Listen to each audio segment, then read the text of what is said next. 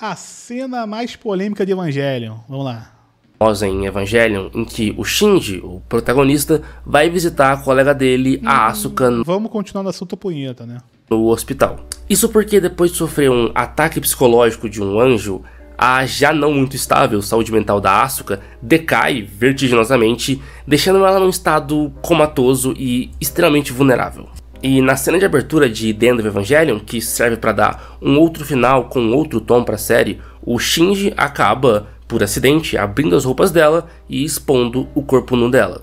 E, bom, se você viu a cena, você já sabe como isso acaba. E apesar do que talvez você esteja pensando, eu não tenho tantos problemas assim com essa cena. Sim, claro, as ações do Shinji são repugnantes, mas essa é a intenção da cena. Isso porque desde o momento em que o corpo da Asuka é exposto, nós temos uma crescente tensão no ambiente. Não tem trilha sonora, o monólogo do Shinji para de repente, e os únicos sons da cena são o monitor de batimento cardíaco da Asuka e a respiração crescentemente mais ofegante do Shinji. Corta pra mão do Shinji, corta pra uma cena aberta, fim da cena. A cena é, sem sombra de dúvidas, um abuso e tá, sim, eu sei que eu já falei disso em outro vídeo e na real eu não pretendo ficar voltando nesse tema em vídeos futuros. Mas esse abuso não é romantizado, posto em tom cômico ou muito menos diminuído. É uma cena propositalmente impactante para fazer você detestar o Shinji. O próprio Shinji admite que ele fez uma coisa horrível com a Asuka. E guarda essa cena aqui porque a gente vai voltar nela mais tarde.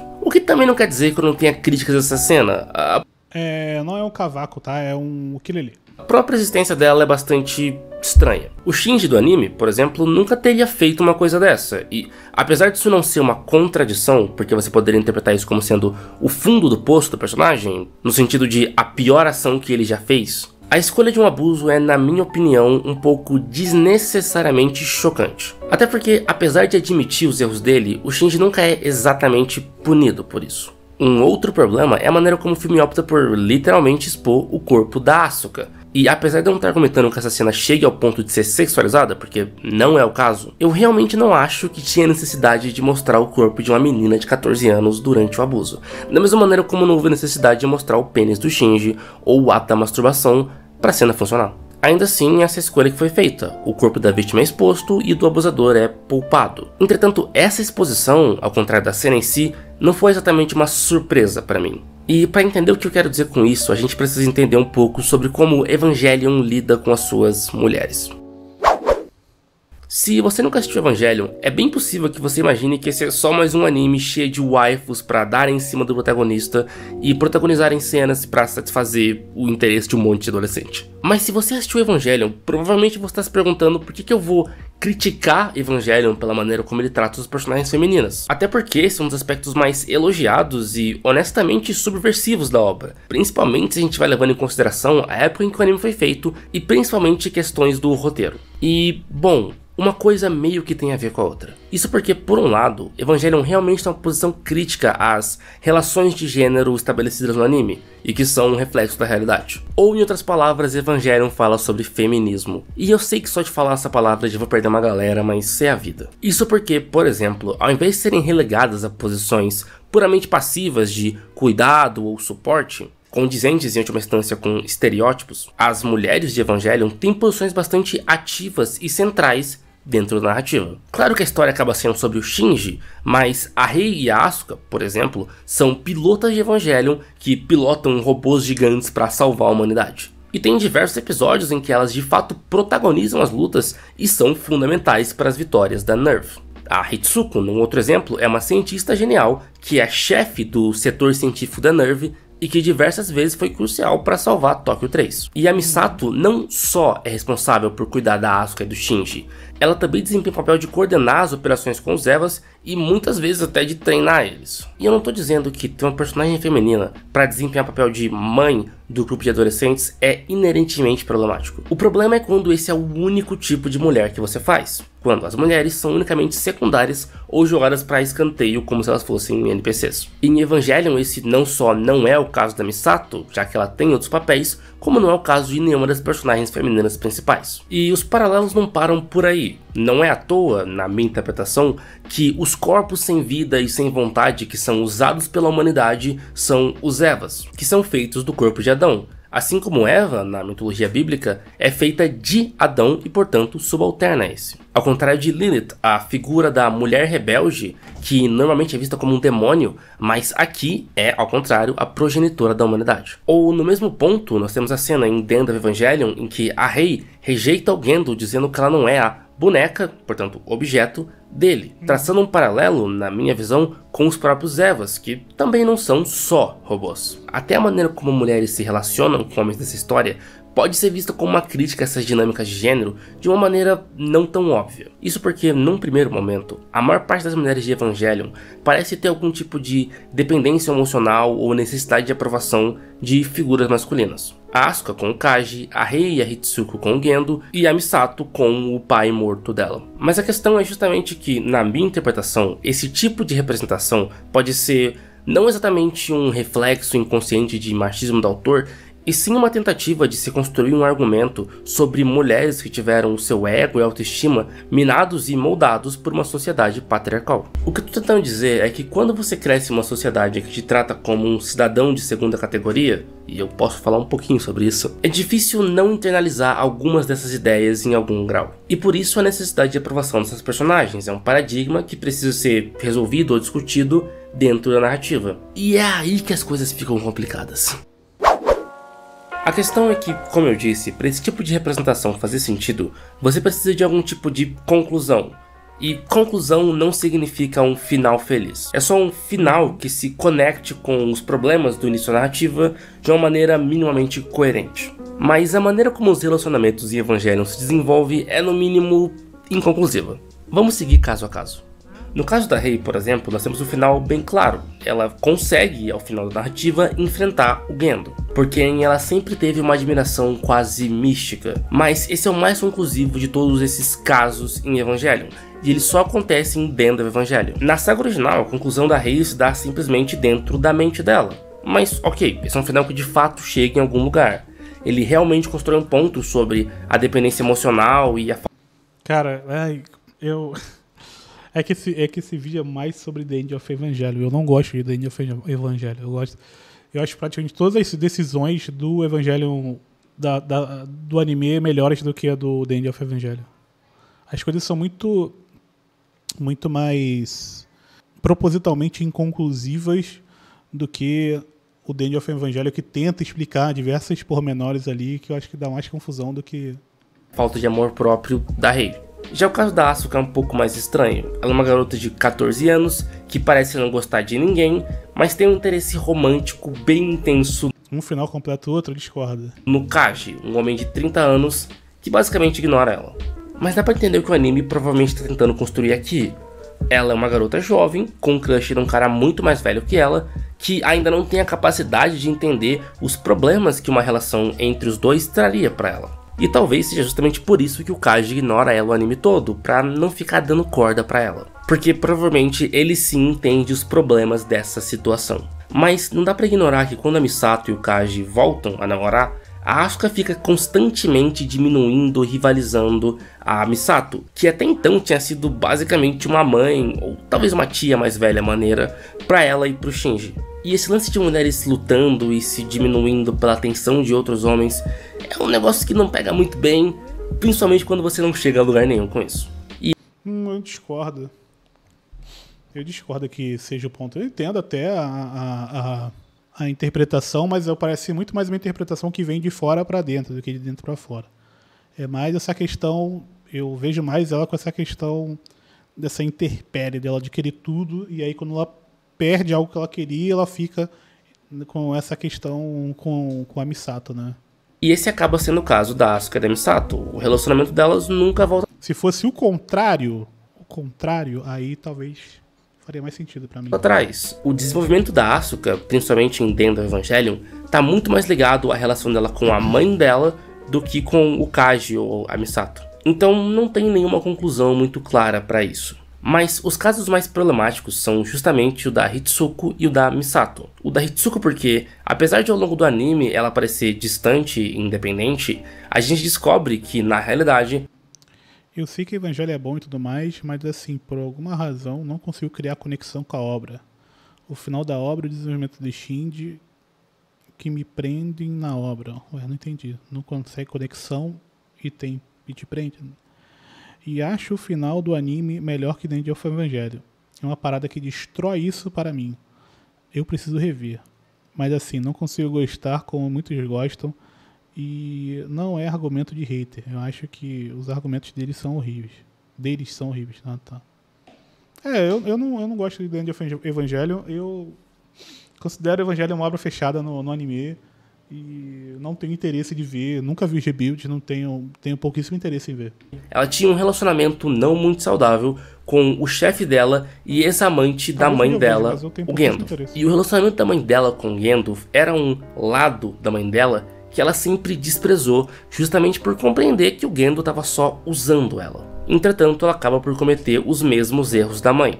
Inclusive, o próprio conflito inicial dela com o Gendo se dá devido a uma rivalidade com a Rei, que é um clone da esposa morta do Gendo. Sim, Evangelion tem essas de clone da alma do alienígena da mãe. A mesma rivalidade que teria levado à morte da mãe dela. Nas palavras da mesma, tal mãe, tal filha. E mais uma vez, o confronto que chega mais próximo de uma resolução ocorre apenas em The End of Evangelion, quando ela altera a programação do Mag, a inteligência artificial da base da NERV, que foi construída baseada no cérebro da mãe dela, para tentar frustrar os planos do Gendo. E bom, é aí que a parte mulher da inteligência artificial barra mãe dela escolhe o Gendo e o clone. Teu mangá favorito é qual? Depende do dia. Por quem ela foi trocada, ao invés da própria filha. E assim, eu sei que o objetivo aqui é ter um final trágico, mas qual exatamente é o argumento que está sendo construído? Porque sim, tanto a história da Hitsuko quanto a história da Rei apontam pro Gendo como sendo uma pessoa terrível. Entretanto, essa tendência de mulheres de sacrificarem absolutamente tudo por ele, até um ponto em que é literalmente insustentável, acaba não chegando muito em lugar nenhum, principalmente no caso da Hitsuko. Ela só... Eu discordo de novo. Tem uma questão ali, essa questão de controle do homem, né, na sociedade ali japonesa, é uma questão bem complexa, né? Então, tudo está ligado ali, toda essa teia que tem ali em volta do Gendo, né? Tipo, tem todas as mulheres, tem o Shinji, tem tudo, e todo mundo meio que respeita ele por isso. Tem uma questão bem interessante que eu acho que ele está meio que ignorando e fazendo uma visão até um pouco anacrônica, assim, da situação, sabe? Eu entendo o ponto, é um ponto interessante, mas tem questões ali que eu acho que é uma época diferente, né, que está sendo proposta ali. São assim por uma necessidade de aprovação ou carência e depois elas morrem. E essa ideia de argumento ou onde você quer chegar com isso é importante nesse caso justamente pelo que eu falei mais cedo. Porque se você não tem um argumento, então talvez eles sejam realmente só casos de vícios e problemas na representação de personagens femininas que o autor não percebe. E eu não tô batendo martelo em relação a isso, eu tô só comentando. E bom, isso nos leva pro caso mais estranho e mais importante para esse vídeo, a Misato.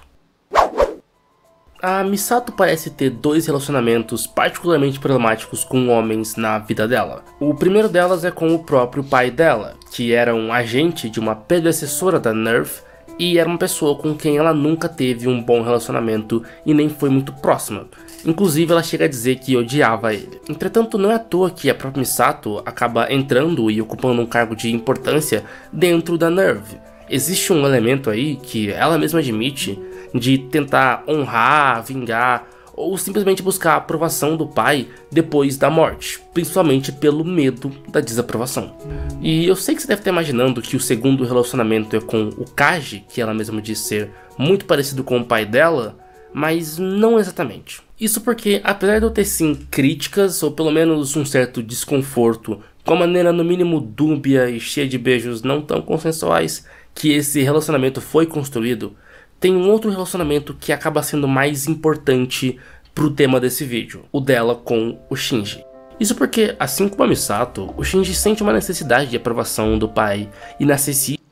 Pô, esse maluco é bom, mano, esse Conselho Felino. Ele só... Como é que eu posso dizer? Ele só é muito novo. Eu acho que eu vou dizer assim. Ele só é muito novo. Que é enxergar a situação e não perceber a complexidade da situação por ela mesma, mas colocar coisas na frente disso antes de achar a situação. Então, por exemplo, vai ter uma cena que uma mulher toma um tapa na cara, vamos dizer assim. Então, isso é ruim porque teve uma cena de uma mulher tomando um tapa na cara. Mas tem várias coisas que podem não justificar esse tapa, mas podem mostrar o caminho do porquê isso pode ter acontecido, né? Tipo, o pessoal usou o exemplo do Tomino, é um bom exemplo. Tipo, não é exatamente o ponto da história do Tomino que as mulheres são menores e aí pode dar um tapa na cara delas, entendeu? É só mais um recorte cultural. Eu acho que não pode ser dito como uma coisa boa, mas eu acho que também não seria um ponto para dizer que tem coisas ruins acontecendo, mas um produto da sua época, né? No final das contas. Então, mas é uma parada que eu acho que todo mundo faz. Todo mundo faz. Principalmente, ele deve ser um cara aí de universidade e tal, que é bem comum de se fazer. Inclusive, mas é uma discussão, um vídeo bem legal, discussão bem encadeia as ideias bem, fala bem. Só tem que olhar pra câmera, né? Provavelmente tá gravando no celular e tá olhando pra tela do celular, né? E negligente dele. Entretanto, desde o primeiro momento, a Misato compreende as necessidades e ansiedades do Shinji e tenta auxiliar ele a lidar com elas. Ela, por exemplo, entende que ele é só uma criança e que ele se sentiria ainda mais solitário do que ele já era se ele fosse forçado a morar só. Mas não entra em um ponto que uma obra não pode ser transgressora nesse ponto? Não entendi, Matheus, a pergunta. Sozinho, como o pai dele queria que ele morasse. E diante disso, ela acolhe. Transgressora do próprio tempo? Pode, mas não necessariamente isso faz ela ser boa também, nem ruim, tá ligado? Ele para casa dela e cumpre o papel. Tem muitas obras que eram tidas como transgressoras na sua época e hoje você vê e você fala, porra, bagulho machista pra caralho. Então, tipo... papel que o pai dele se negava a cumprir. Ela também, por vários momentos, tenta incentivar um relacionamento entre o Shinji e o pai dele, mesmo sabendo que o Gendo é um bosta. Simplesmente porque o Shinji é muito novo para conseguir compreender e processar os sentimentos complexos que ele tem. Não, tem um bom exemplo, ó. Por exemplo... O peru! Nunca fui fã da loucura de Evangelion que os fãs tanto adoram em questões de roteiro e tudo mais. Agora gosto dos conceitos e do arco do Shinji. Eu tenho problemas nessas partes tóxicas no anime. Eu também não sou muito ligado nessa parte mais esotérica do Evangelion, não ligo muito não. Mas o exemplo que eu ia usar é o Hayao Miyazaki. Ele tem como característica filmes com mulheres fortes, né? Aí tem um filme dele, que é o Porco Rosso, que em uma determinada parte do filme, o porco, ele leva o avião dele para ser consertado, aí conserta o avião dele e depois ele volta com a menina. E a menina, tipo, ela que conserta o avião, ela, pô, super engajada e tal. E aí eles chegam numa praia e tem um pessoal já querendo acertar as contas com o Porco Rosso, né? Porque ele quer fazer um duelo de aviões com o cara, enfim. Quando chega na praia, o assunto vira a menina. E, tipo, por mais que ela seja muito forte, faça aviões, o que faz o porco conseguir ter o duelo que ele queria é uma aposta que ele faz que se ele perder, a menina vai ter que casar com outro cara. Então, assim, tem questões ali. Tipo, é um cara que é conhecido por ter diversas mulheres forte, importante na sua série, muitas vezes a personagem principal, mas tem uma questão que se você só olhar de maneira muito arbitrária, você vai ficar preso numa questão que essa cena foi uma cena machista, entendeu? Eu acho que para você se prender nesse ponto é quando tem que o argumento passa por essas coisas, entendeu? Tipo, passa por isso. Então, tipo, tem questões, sabe? E por mais que essa cena tenha sido machista, não tira tanta força assim do filme também. Então, no total do que ele quer dizer, só que é um filme que tem problemas, tá ligado? Não tô falando que esse é o ponto dele, mas eu acho que tem que ter um pouco de cuidado com um outro exemplo que dá pra usar, aí o exemplo contrário, é o Reino da Ruína, né? Que toda a força estava numa mulher morta, e com a humilhação que ela passou, e aí tudo que envolve o personagem é que aconteceu uma coisa com a mulher, e aí mulheres não podem passar por isso, porque ele ama... O peru! Essa relação do pai dele ser um filho da puta, e ele ser novo demais pra entender essas questões me chama muito mais atenção na obra e porque o Shinji pilota e o Eva também sabe. Sim, eu concordo. Também me chama mais atenção essa parte. Pelo pai dele, mas também porque essa é uma jornada que ele infelizmente precisa iniciar. E no geral, acho que esse é um dos relacionamentos mais saudáveis, construtivos e até mesmo mais divertidos de Eva. A Misato é um personagem bem gostável e que acaba demonstrando muito bem como o Shinji é só um garoto com problemas e expectativas demais para a idade dele. E é por isso que a cena em The End of Evangelion, que assim como em vários outros casos conclui o relacionamento deles, pra mim é tão bizarra. Até logo, Shinji.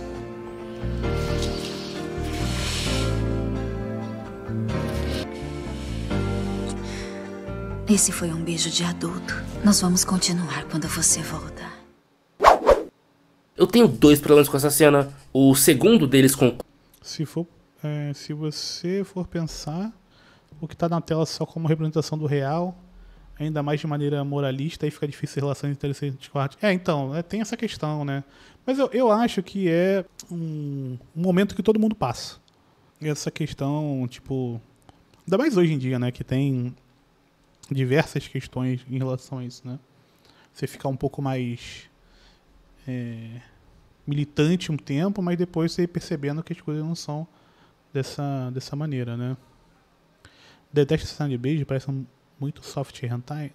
Aí eu acho um pouco, né, exagero, né? Conclui o tema desse vídeo, mas antes eu quero falar um pouco sobre o primeiro. Essa, caso não tenha ficado claro, é, na minha opinião, a cena mais polêmica de Evangelion. Isso porque isso aqui é um abuso de um menor de idade. E não só essa cena poderia ser classificada como um abuso, porque o Shinji tem 14 e a Misato tem 29, mas essa cena é extremamente romantizada. Caraca, vai ser foda entrar nesse assunto aqui. Eu acho que eu não quero entrar nesse assunto, não. Viu o que eu tô falando? A questão que tá acontecendo ali se perde, a ideia se perde na imagem. A imagem fica mais forte do que a ideia, sabe? Tem essa parte. Não, o título do vídeo é a cena mais polêmica de Evangelion. E meio que ele dizendo que não é. Meio que ele fez a argumentação toda pra chegar no ponto que não é. Essa pra ele é a cena mais polêmica do que a cena da punheta. Não existe nenhuma problematização do que a Misato, a pessoa que até então era literalmente a cuidadora do Shinji, tá fazendo com ele. A cena, caso você não tenha visto, começa com o Shinji com medo de entrar no Evangelion e em meio a uma crise interna por conta de uma série de fatores. Dentre eles, a coisa ruim que ele fez com a Asuka, que não é desenvolvida. Nisso, a Misato dá um discurso motivacional explicando pra ele porque ele precisa ser corajoso e fazer o que ele precisa fazer, e no ápice desse discurso, ela beija ele. Depois disso ela diz que esse foi um beijo de adulto e que eles podem continuar depois. Jesus Cristo, velho. Logo em sequência o Shinji entra no Eva e a Misato, num tom trágico e supostamente heróico, morre. Então, né? Que no Rebuild o Ano colocou outra personagem para representar o contato dele com a realidade e não aspectos distorcidos da própria mãe. De forma que essa é literalmente a última cena da personagem. E você poderia dizer que talvez a Misato estivesse manipulando o Shinji e que isso tá sim sendo problematizado, mas isso simplesmente não faz sentido. Não só todo ponto da cena é a Misato dizendo pro Shinji tomar decisões por ele mesmo, o que vai ser importante pro personagem, mas o tom da cena não permite esse tipo de interpretação. Esse é um momento grandioso, a trilha sonora, as pausas dramáticas e até o momento que ele está localizado no filme apontam para isso. O que eu tô tentando dizer é que você até pode tentar racionalizar a cena para defender Evangelion, mas se você sentar e de fato assistir ela, você vai perceber quais são os sentimentos que ela tá tentando gerar em você. E essa é a grande questão. Aí fica meio vago, né? Eu não gosto muito desse argumento de te coloca no canto assim, tipo, você só tem uma opção para tomar.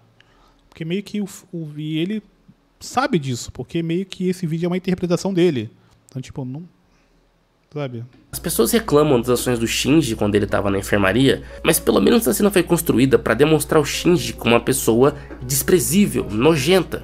Aqui não, é um romance. E se você quer saiu? Putz. Saber como isso poderia ter sido representado sem romantizar a situação, porque aparentemente tem uma galera que não compreende que tem múltiplas formas de se representar algo, eu te dou o exemplo de BoJack Horseman, onde nós temos uma cena... Putz, aí você... Eu acho que isso aqui prova o meu ponto, tá? De um anacronismo bizarro. Discordo que está romantizando. Além de não estar romantizando, pô, você pegar séries com 20 anos de diferença é meio complicado, tá ligado? Lá pra segunda temporada, em que o BoJack, após ter seus avanços rejeitados por uma mulher que ele gostava há bastante tempo, mas era casada, tenta fazer sexo com a filha menor de idade dela, a Penny. Filha essa para quem ele, até o momento, estava desempenhando um papel muito similar com o da Misato. Ele era o tio maneiro que entendia ela, mas ainda desempenhava uma função paternal, e que inclusive tinha a confiança dos pais dela. E bom, em BoJack isso é colocado como uma das piores coisas que o personagem já fez, e que vai várias vezes ao longo da série voltar para assombrar e punir ele. Não é um romance, é um abuso. E anos mais tarde, a própria Penny percebe que ela era jovem demais para entender o que ela estava fazendo, e que qualquer relacionamento entre eles teria sido extremamente prejudicial, principalmente para ela. Ela precisou de anos de terapia para superar a influência tóxica e predatória do BoJack na vida dela. Influência essa que, eu repito, não é romantizada. E observa como aqui a gente tem sim uma conclusão, um argumento. A história tá tentando chegar em algum lugar. Não é só uma representação barata de algo que é, entre aspas, adulto, para tentar deixar a sua história mais adulta. O segundo problema nasce da ideia de que, dentro da narrativa, essa cena não é a representação de um abuso, e sim de um romance. O que não sei se numa cena onde ele tá na luz, ela tá na escuridão, e logo depois que ela morre, sem nenhuma glória, no chão, num local assim, qualquer ali se é um momento romântico, sabe? Não ironicamente. Essa cena não é a representação de um abuso, e sim de um romance. O que leva à pergunta do o que essa cena deveria estar tentando representar. Ele cria uma punição pra Misato, meio que ela morreu, né?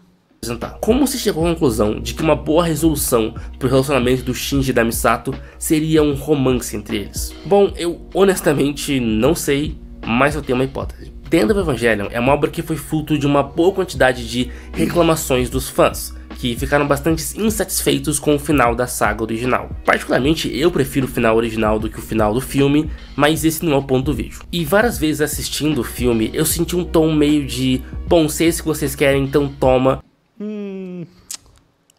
Pô, isso já tá enraizado, né? Aí que é foda. Pô, aí tu vai jogar. Pô, tava indo bem, mano. Pô, no 17 dos 12 tu vai meter o especulismo duro, velho. Não precisa, né, mano? Não vai provar seu ponto com especulismo, cara. Partindo do filme.